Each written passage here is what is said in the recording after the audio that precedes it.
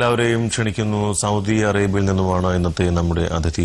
Saudi അറേബ്യയിൽ കഴിഞ്ഞ കുറേ വർഷങ്ങളിലായി പ്രത്യേകിച്ച് സംഗീത രംഗത്ത് പ്രവർത്തിക്കുന്ന തൃശൂർ സ്വദേശിയായ ശ്രീ MD സോമശേഖർ. അദ്ദേഹത്തിന്റെ സംഗീതപരമായ പ്രവർത്തനങ്ങൾ കാരുണ്യരംഗത്ത് മാത്രമല്ല, നല്ല സംഗീതത്തിന്റെ വളർച്ചയ്ക്ക് വേണ്ടിയുള്ള അദ്ദേഹത്തിന്റെ ശ്രമങ്ങൾ, അതും സൗദി അറേബ്യ പോലെയുള്ള മഹാരാജ്യത്ത് ഒരു സംഗീതത്തിന്റെ ലോകത്ത് പ്രവർത്തിക്കാനായി കഴിയുക എന്നുള്ളത് ശ്രമവും ഭാഗ്യവുമാണ്. അദ്ദേഹത്തിന്റെ നല്ല വാക്കുകളിലേക്കും അദ്ദേഹം ലീവിന് നാട്ടിലേക്ക് എത്തിയപ്പോൾ ഈ അറ്റൽ ശിവരാത്രിയിൽ ഇരുന്നുകൊണ്ട് തന്നെ അദ്ദേഹത്തിന്റെ ഓർമ്മകളിലേക്ക് പ്രിയപ്പെട്ട പ്രേക്ഷകരെ കൊണ്ടുപോകുന്നതിനും സാധിക്കുമെന്ന് പ്രതീക്ഷിക്കുന്നു. അറ്റൽ ശിവരാത്രിയിലേക്ക് പ്രിയപ്പെട്ട പ്രേക്ഷകരെ സ്നേഹത്തോടുകൂടി ആദരവോടുകൂടി സ്വാഗതം ചെയ്യുന്നു. നമസ്കാരം. തിരിച്ചിട്ട് പഴയ പാട്ടുകൾക്ക് ഡിമാൻഡ് ഇല്ലെന്നാണ് നമ്മുടെ ഇന്നത്തെ അതിഥി പറയുന്നത്. ഒരു ഡിഫറെന്റ് ആയിട്ടുള്ള ഒപ്പീനിയൻ ഒരു പക്ഷെ നിങ്ങളുടെ ഭാഗത്തുനിന്നും ഉണ്ടാവും, പ്രതികരിക്കാവുന്നതാണ്. ഈ പഴയ പാട്ടുകൾക്ക് എവിടെയെങ്കിലും ഒരു മാർക്കറ്റ് ഉണ്ടെന്നുള്ളൊരു വിശ്വാസം എന്തായാലും മാറിയിട്ടില്ല അല്ലേ? ഡിമാൻഡ് ഇല്ല എന്നല്ല, അതെന്താ പറയുക, ആ ജനറേഷനിലുള്ള ആൾക്കാർ, ഇപ്പൊ ഞാൻ പറഞ്ഞു കഴിഞ്ഞാൽ അത് കേട്ട് വളർന്ന ആളാണ്. അപ്പൊ ആ കാലഘട്ടത്തിലുള്ള ആൾക്കാരെല്ലാം അതിനെ ഇഷ്ടപ്പെടുന്നത്. ഇപ്പൊ എന്റെ പാട്ടുകൾ ഞാൻ സ്റ്റേജിൽ പാടുന്ന സമയത്ത് ഒരു 10% ആൾക്കാർ അതുണ്ടാവുള്ളൂ വെച്ചാൽ അവരത് ലൈക്ക് ചെയ്യുന്നു. തൃശ്ശൂർ എവിടെയാണ് വീട്? തൃശ്ശൂർ എന്റെ തറവാട് ടൗണിൽ തന്നെയാണ്, പുത്തോളായിരുന്നു. ഇപ്പൊ ഞാൻ ഷിഫ്റ്റ് ചെയ്ത് വേറെ സ്ഥലത്താണ്. തൃശ്ശൂർ നല്ലപോലെ സംഗീതരംഗത്ത് കുറെ നാൾ പ്രവർത്തിച്ച ഒരു വ്യക്തി 10 വർഷം മുമ്പ് പെട്ടെന്ന് സൗദി അറേബ്യക്ക് അല്ലെങ്കിൽ പുറത്തേക്ക് പോകണമെന്നുള്ള പ്രചോദനം എന്തായിരുന്നു? അത് ലൈഫിൽ നമുക്ക് മുന്നോട്ട് പോകുമ്പോൾ ചില ഇത് വരുമല്ലോ, ഘട്ടങ്ങൾ നമ്മൾ ഫേസ് ചെയ്യേണ്ടി വരുന്ന സമയത്ത് നമുക്കത് പറ്റുന്നില്ല. അപ്പോൾ ആ ഫീൽഡ് കൊണ്ട് മുന്നോട്ട് വന്നിട്ട് അങ്ങനെ വന്നപ്പോൾ ജസ്റ്റ് ഒന്ന് മാറണം എന്നുള്ളൊരവസ്ഥ വന്നു, അങ്ങനെ പോയതാ.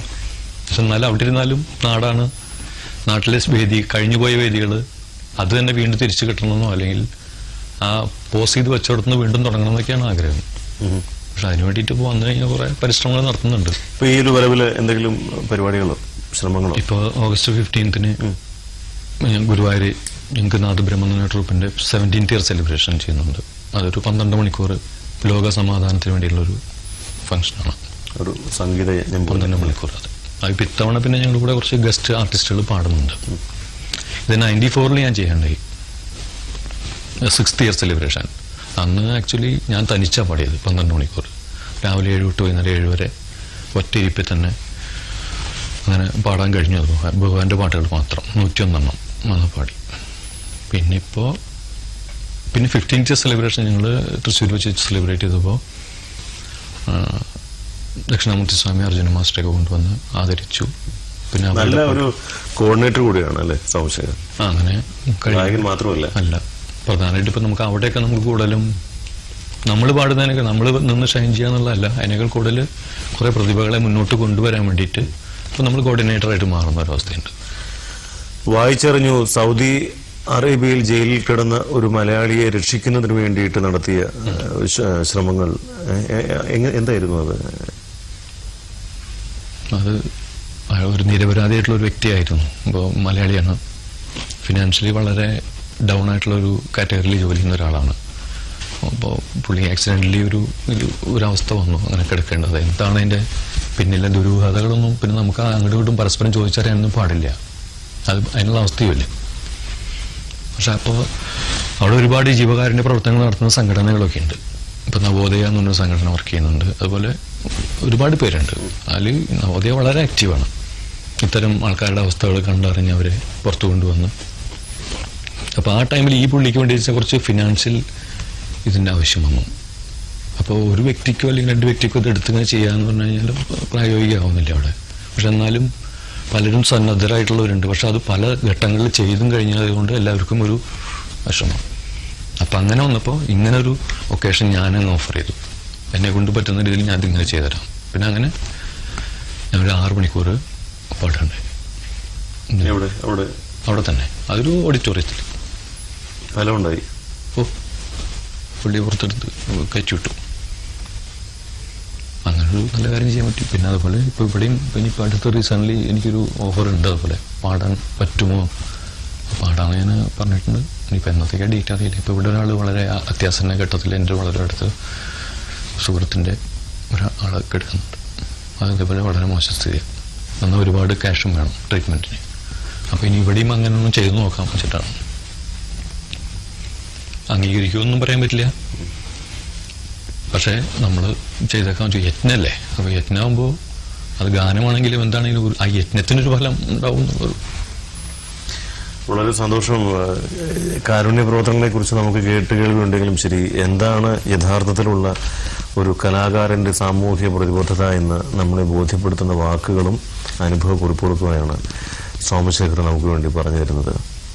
നമ്മുടെ ചുറ്റുവട്ടത്തെ നല്ല കാഴ്ചകളിലും ദുരന്തങ്ങൾ സമ്മാനിക്കുന്ന കാഴ്ചകളിലുമെല്ലാം തന്നെ അർപ്പണബോധമുള്ള ഒരു കലാകാരന്റെ കണ്ണെത്തുക, ശബ്ദമെത്തുക, രൂപമെത്തുക, ഇതെല്ലാം സാധ്യമാകുമ്പോഴാണ് ആ ദൈവിക കൃപ തീർച്ചയായിട്ടും നമുക്ക് ലഭിക്കുന്നത് എന്നുള്ള കാര്യത്തിൽ യാതൊരു തർക്കമില്ല. വളരെ സന്തോഷമുണ്ട് ഈ നല്ല അനുഭവങ്ങൾ പ്രേക്ഷകർക്ക് വേണ്ടി പങ്കുവയ്ക്കാനായി ഇവിടെ എത്തിയതിൽ. ഏത് പാട്ടാണ് ഇനി പാടുന്നത്? സലീൽ ചൗധരി സാറിന്റെ ഒരു നീ വരൂ കാവ്യദേവത എന്നൊരു പഴയ പാട്ട്. നീ വരൂ കാവ്യദേവത. ഈ മൂടൊന്നോ ജസ്റ്റ് ഒന്ന് മാറ്റാം അല്ലേ? അതല്ലേ നല്ലത്. ഇങ്ങനെ പറഞ്ഞു വന്ന സമയത്ത് പെട്ടെന്നൊരു ഇമോഷണലായിട്ട് പോകുന്ന പോലെ ഒരർത്ഥത്തിൽ ശിവരാത്രിയുടെ എല്ലാ പ്രേക്ഷകർക്കും ഇങ്ങനെ ഒരു ഇമോഷണൽ ആകുന്നൊരു മാനസികാവസ്ഥ ഉണ്ടായേക്കാം. നല്ലതാണെന്ന് എനിക്ക് തോന്നുന്നു ഒരു ചെറിയ ഘട്ടത്തിൽ. കാരണം ഒരു തിരിച്ചറിവ് നമുക്ക് ഏവർക്കും ഉണ്ടാക്കാനായിട്ട് സാധിക്കുന്നു അദ്ദേഹത്തിൻ്റെതായിട്ടുള്ള വാക്കുകൾ കേൾക്കുമ്പോൾ. നമുക്കൊക്കെ മുടക്കം മാറ്റാം, നമുക്ക് സംഗീതത്തിലേക്ക് പ്രവേശിക്കാം. അദ്ദേഹത്തിൻ്റെ ഓർമ്മയിൽ നിന്നും നല്ല ഒരു മണിമുത്ത് നമുക്ക് വേണ്ടി സമ്മാനിക്കുന്നു. നീ ഒരു കാവ്യദേവതയെ എന്നാരംഭിക്കുന്ന ആ നല്ല ഗാനത്തിലേക്ക്.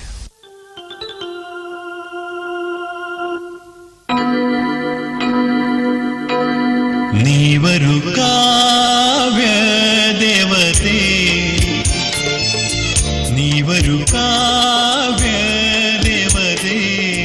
നീലയാമിനി തീരഭൂമിയിൽ, നീലയാമിനി തീരഭൂമിയിൽ, നീറുമെൻ ജീവനിൽ കുളിരുമായി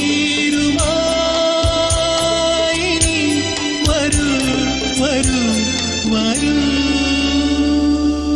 നീ വരൂ കാവ്യദേവതേ,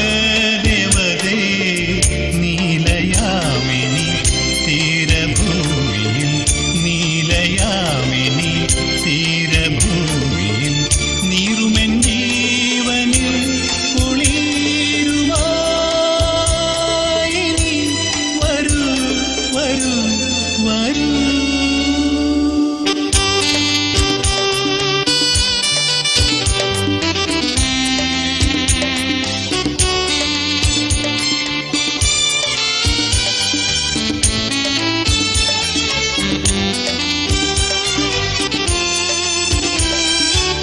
വിജനമീ വിഷാദഭൂമിയാകെ മിഴികളോ പൂക്കളോ വിടന്നു നിൽപ്പൂ സഖീ.